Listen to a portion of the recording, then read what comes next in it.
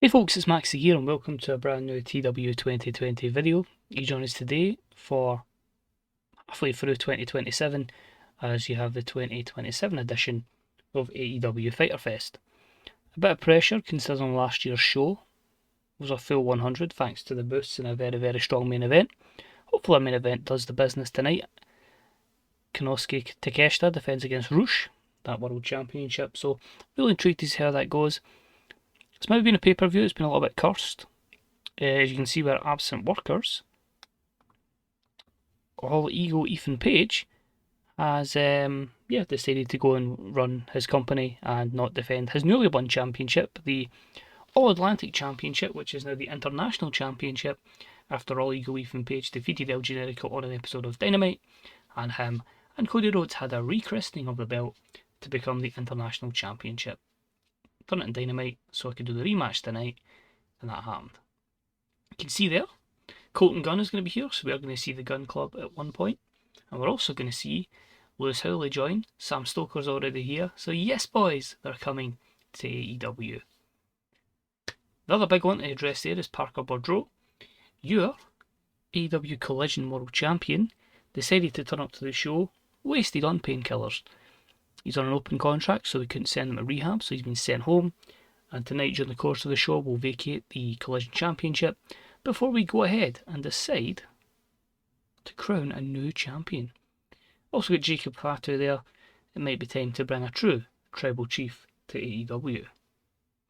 So without further ado, sit back, relax, we'll have the show and then we'll find out who's won the various awards so far, because of course we'll be at the halfway point and that stuff will be made available. So let's do it. This is time for Fyter Fest.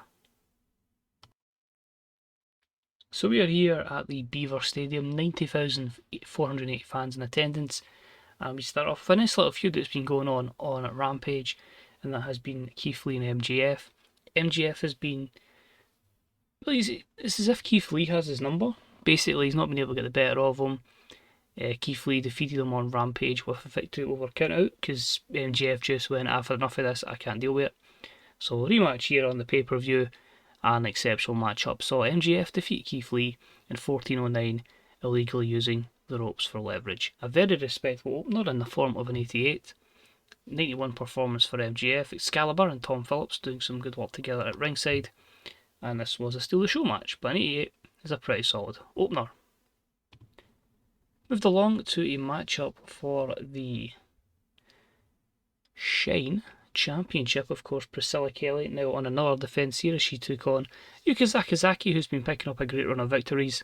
They had a good matchup here that saw Priscilla win it in 1308 by pinfall, because we had the returning from Impact, our developmental company, the former Avery Taylor, now JC, changed the spelling of it just to make it a wee bit different for WWE, as she ran in and attacked Sakazaki. Of course, a bit of connection there with Priscilla Kelly, and that segment was an 80 for Priscilla's 6th title defence. No need for a turn or gimmick change just yet. More on that later. But then the hype package on Darby Allin. So you probably noticed Darby Allin hasn't been around in a long time. He had a major concussion and was out for that reason. So this was just a documentation of his return and just basically getting the fans behind him. So a 74 for that. He says he's here, he's feeling good, he's ready to go. Anyone on the roster can face him tonight in a singles match. 69, not the strongest, but it is what it is. And I decided, I've signed a lot of guys who maybe don't have great overness, but they've been like really good workers from around the world that have progressed well in the save. So Ben K, I don't know if much about him. I don't know what his gimmick is or etc. in real life. I just looked at his stats in this and thought he looks pretty good. So he's technically very good. Overness needs a lot of work, so I thought that's why we can bring him into this kind of environment. So we had a good wrestling match here with a decent reaction, and Darby got the win over Ben K in 13:35 with the coffin drop. A very respectable 79 here. 84 plays a 64 in terms of in-ring performance. Ben K debuted a cocky gimmick. Regular matchup though. We've managed to get Darby away from being rusty, so it's going to be slowly but surely before we get him into surefire storylines, but just a good way to welcome Darby Allin properly back. We then have a promo from JC, just basically explaining the reasons of our attack earlier on Yuka Sakazaki. She says everyone's aware of her history with Priscilla Kelly, but don't make it think that they're friends. She was only just basically sending a message to say to her, you get a nice championship, and I wouldn't mind that myself. So the promo is a 51. It is a heel change and a gimmick change. She's going to go heel after 5 segments, and she's going to become a compulsive liar. So turn heel, which will automatically trigger that.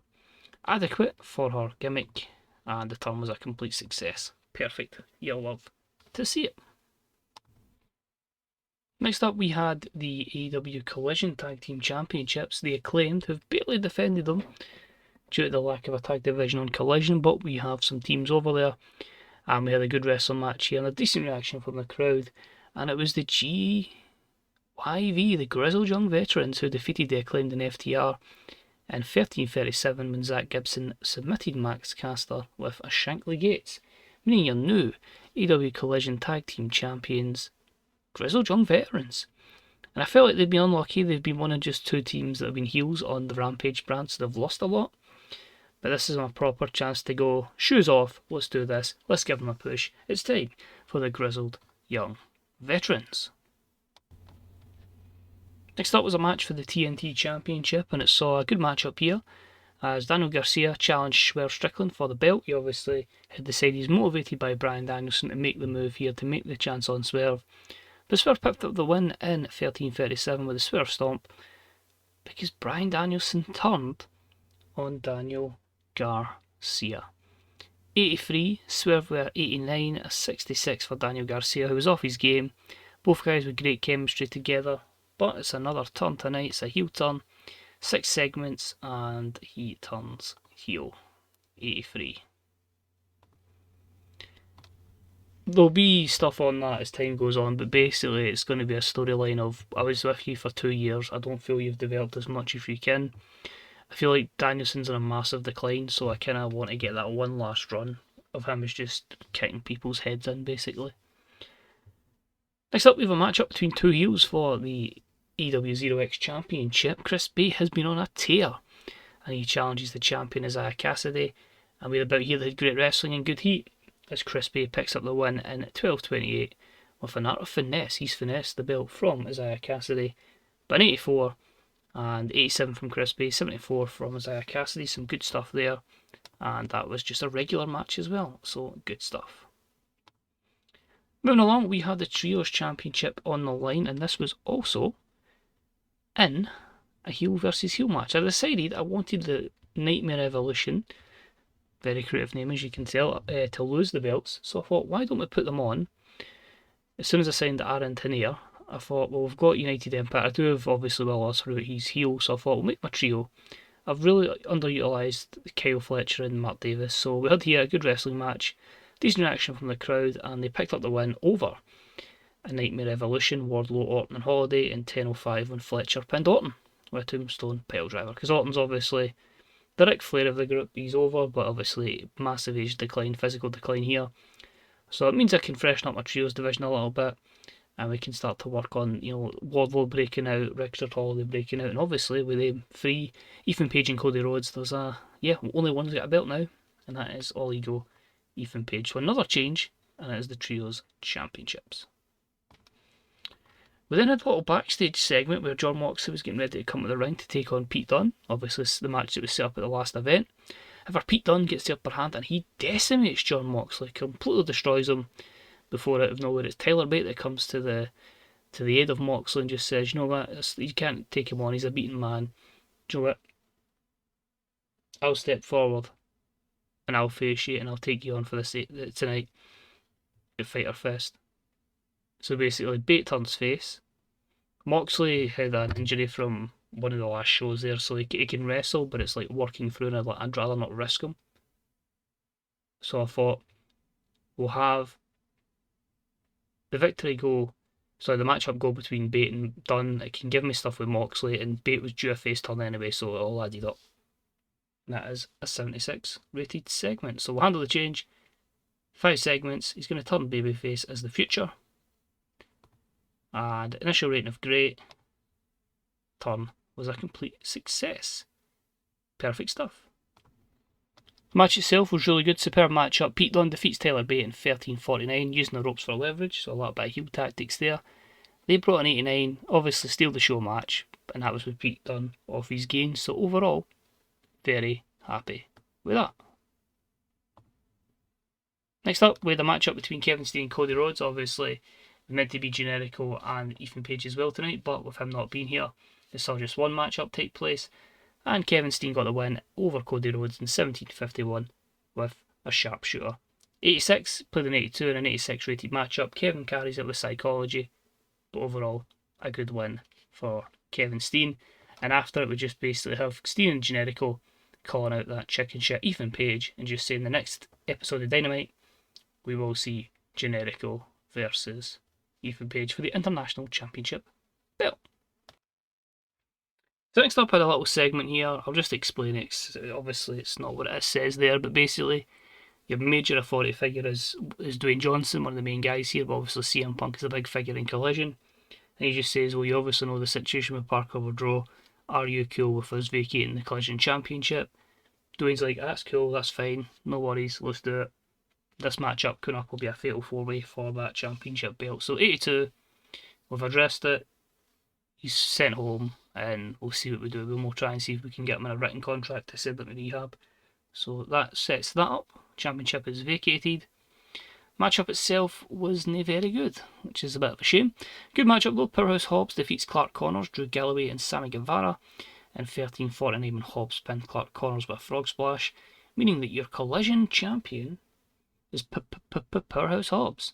Now the only problem is here that Sammy Guevara had to be protected. He wasn't too happy to do a job here, even though Clark Connors took the fall. So yeah, a bit disappointed that only gave a 67, but I feel like Hobbs is someone who massive fan of in real life. He's class, but the stats maybe don't reflect it here. He's a decent level of overness. He's got Punk in his corner, and he is the Collision champion.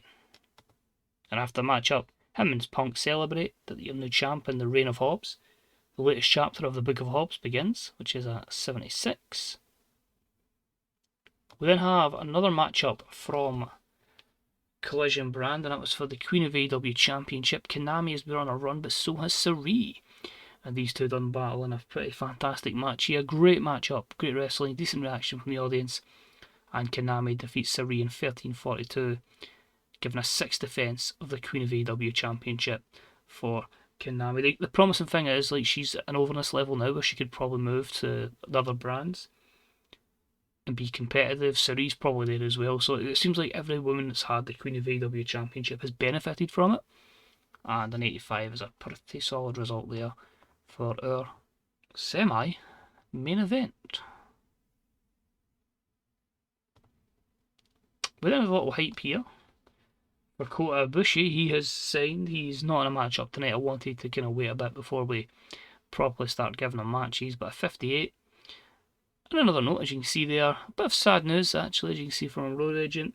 She was out for 12 months with a spinal injury, but yeah, same as Ray Phoenix, Starlight Kid had to retire.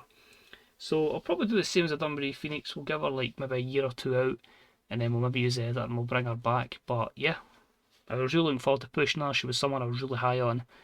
But yeah, game has messed me over with two people that I really enjoyed booking in this game. And Starlight Kid is now a road agent. She's retired, but effectively she probably shouldn't be road agent because she's not the great in terms of psychology. So I better hope she isn't road agenting the main event, because it's time. AEW World Championship. We haven't had the greatest in terms of promos, so we really do need this match to hit. And it done okay. Could have been better, but still pretty damn solid. It was about that had sensational wrestling and fantastic heat, and it was Konosuke Takeshita who defeated Rush in 17:37 with a touchdown, giving him his second defence of the world title. They draw a 90, which is pretty good considering the psychology penalty. I was hoping the 83 from Takeshita would carry that, but not to be. So, Walter, when do you want the belt back? Because you're the only guy that's carried all this with your psychology level. But both guys brought a 95 performance, and overall the reign of Takeshita will continue to move from its infancy. So overall the show itself got a 95, increasing their pop in 56 regions with a couple of good matches there. I think there's 1, 2, 3 matches. That'll be 5 matches I had light blue, which is pretty good. Not really great at promos, so maybe a better promo could have bumped it up a little bit. But I think the boost really saved us there. But I don't want to like do every show where I'm like, oh, here's this hype sports entertainment angle, there's your 100 rating right there. I want to try and not use it all the time, although it is good for a cheap rating and it does help in television, because I'll usually start with that.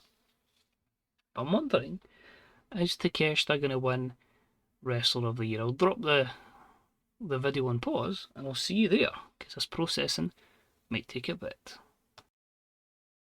So let's do this, let's see it, as I'll find out who has the various awards as well. And your winner so far, Wrestler of the Year, is probably going to be Andrade. That's interesting. If we go to his match history, well, yeah, it's fair. Average rating's an 87, his highest is a 95, his lowest is a 76. So he's going to be there ruining that match up against Cedric Alexander. But yeah, that's an interesting one. That could be Andrade. Obviously him and Rush have had a stellar year. LFI were fantastic. And obviously he's coming off the back of that. Well, it was a couple of years ago now. That's 2 years ago in the save that him and Charlotte had the split. Company of the year so far. All Elite Wrestling, so that's good. The tag team of the year is the Young Bucks. So yeah, could maybe see our tag team championship reign for the Bucks in the future. I was toying with them and the Lucha Bros, but we have a lot of events coming up. So it may feature in at one point. Match of the year so far is between Ibushi and Okada. So should I be trying to get Ibushi to a decent level of popularity within the States, then he may be up there, although a 45-year-old man does tend to physically decline pretty quickly in this, which is worrying. Show of the year has went to the Stars Who Shine. So if I just go to show history, by the way, and go to Stars Who Shine, the show of the year so far is a full women's show that saw Veronica and Mayu Iwatani main event, although it did get the same rating as the show we just done there, but hey, good on them.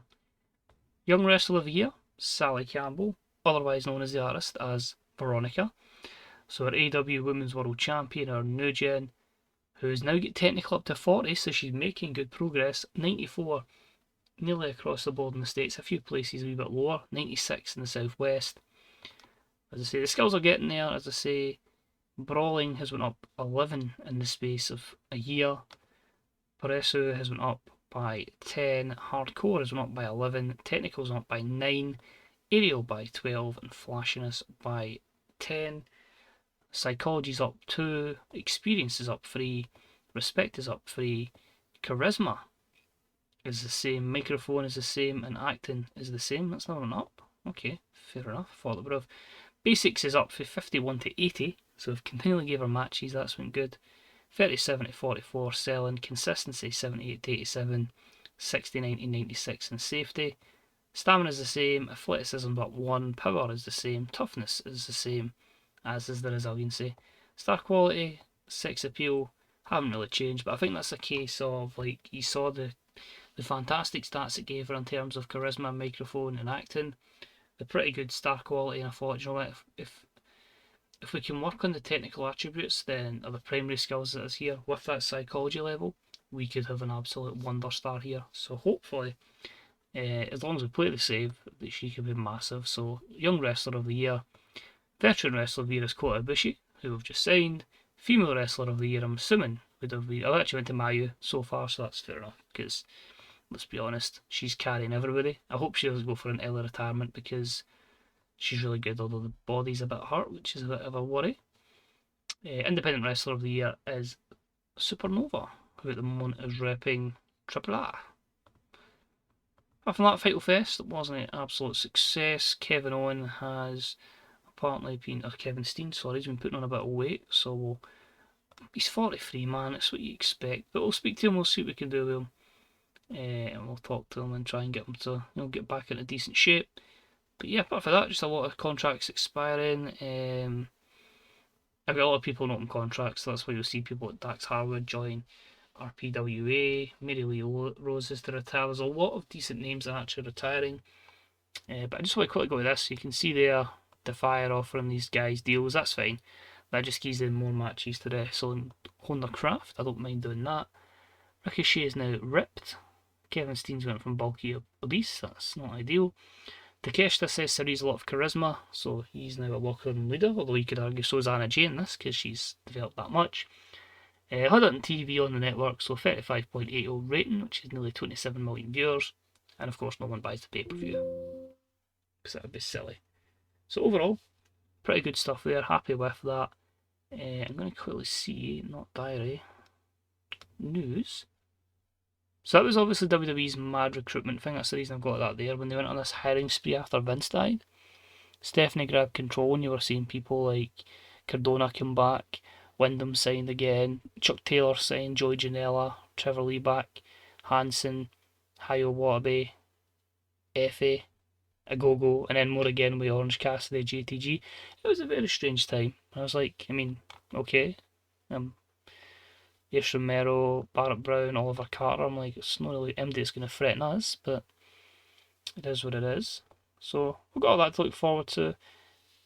Hall of Fame, I'll add that actually as well. We did add people to the Hall of Fame class of 2026 just after Double Nothing. I just made it everybody that was eligible, the game said. So because he's 2 World Championship reigns, he's many main events, we added in Walter, so he's not already. We added in Mercedes, because she's obviously a 2-time women's champion, a TBS champion, and a 2-time women's world tag champ. We also, at that point, added in Penta, because obviously Ray Phoenix was already in from his retirement, but you get the 3-time world tag champs, and obviously 2 times the Lucha Underground belts. We added in FTR for 4-time tag team championship reigns and the Brody Lee Memorial Tag Team Cup. And obviously alongside that you get Dax Harwood and Cash Wheeler. And I think that was it for 2027. Just looking through there. That seems to be about right. So yeah. The last thing I'll leave this episode with is events and TV. So you can see that it was Fyter Fest. We're going to have a very, very busy July and August. So we are back in a week's time. All championships will hopefully be on the line. So it'll be a lot of on-the-spot matches. But we are going to have Battle of the Belts, then Fight for the Fallen, then I'm going to have Farewell Friends, because there's a lot of people retiring, so I thought we'll draft them in, we'll give them a one-off appearance. We'll have All In, so I'll make a show in London. We'll then have All Out, we'll have that show in the States, then obviously move into Grand Slam, etc. going forward. So I'm just going to see, actually, before we finish up then, if I go to news, you're going to let me see all these people that are, because I'll need to know just who the hell they are that are retiring, worker retirements. I don't know if it will tell me who's going to retire. I think this just told me, so I'm going to have to try and remember who it is that will be to retire, and so that's fine. So you're going to see here, May the 4th week of May, so that would be June, July, August, so that would be this kind of period here. So you can see people like Kenna, you can see Eric Redbeard. There's my sad news of Starlight Kid when she said she was going to retire, so we'll get something from her. Edge is officially retired. Jim Cornette's left the business, so we don't need to worry about him. But yeah, people like Roddy Strong as well. Chance Profit in there. Some other big things. Machine Gun was in there, Carol Anderson, but neither he's there. And then Victor from the Ascension as well. So a lot of people. Tasha Steele's to retire, and of course, Where's the Lie? Bobby Fish, and then Rio Mizunami as well. So Big Connor as well, so both the Ascension. So a lot of people in there, Mia Yim as well. So I thought, yeah, let's just we'll hire a few of them just before. I didn't even clock Jim Uso was retiring, so that shows how much attention I've paid to them. But and Jim Uso, so yeah, we're bringing in Jay Fatu to kind of lead the line effectively. Hope he's available. He might be available. It might be actually the day retire, so we might have something with the Usos or the Fatu brothers, as they're known here, and then people that will obviously be retired by then, Sheamus, and yeah, it's a real kind of ushering in a new guild. But that's a lot of stuff to come in the upcoming weeks. As I say, it is going to be a busy time for myself, so I'm trying to, at the time of recording, get a lot of videos battered and get some momentum with these episodes and saves, so when it gets to August IRL, September IRL, I'll be less TW because there's a lot of real life stuff I need to take care of.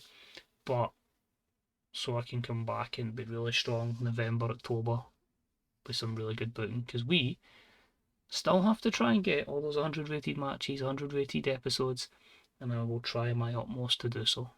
But most importantly, thank you very much for watching. I hope you've enjoyed this blether. Enjoy the rest of your evening. Check out the Grey Dog Software forums, the Fantasy Vickers subreddit, and all. You'll have great places for TW content, and I will see you for Battle of the Belts in a week's time. Bye bye.